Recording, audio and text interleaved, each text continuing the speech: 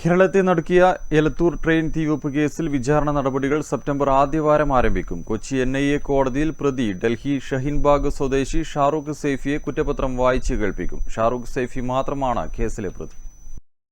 Kozhikode Elathur train തീവെപ്പ് കേസിൽ വിചാരണ നടപടികൾക്ക് അടുത്ത മാസം തുടക്കമാകും. സെപ്റ്റംബർ ആദ്യവാരം കൊച്ചി NIA കോടതിയിൽ പ്രതി ഷാറൂഖ് സൈഫിയെ കുറ്റപത്രം വായിച്ച് കേൾപ്പിക്കും.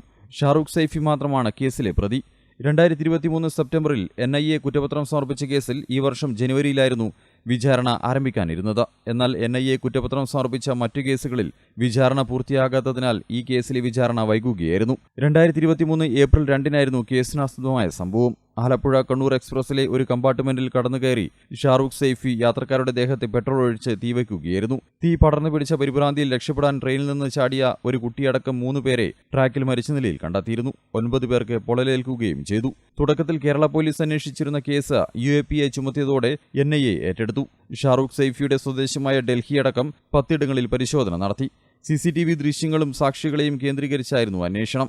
മെഡിക്കൽ ബോർഡ് രൂപീകരിച്ച് പ്രതിയുടെ മനോനിലയും പരിശോധിച്ചു.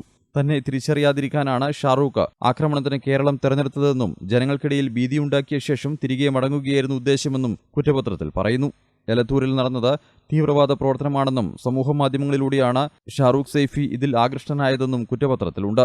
UAPAയ്ക്ക് പുറമെ റെയിൽവേ ആക്ടും പൊതുമുതൽ നശിപ്പിച്ചതിനുള്ള വകുപ്പുമാണ് ചുമത്തിയിട്ടുള്ളത്. കുറ്റപത്രം സമർപ്പിച്ച് 1 വർഷത്തോടടുക്കുമ്പോഴാണ് കേസിൽ വിചാരണ നടപടികൾക്ക് തുടക്കമാകുന്നത്. News desk Kannur vision.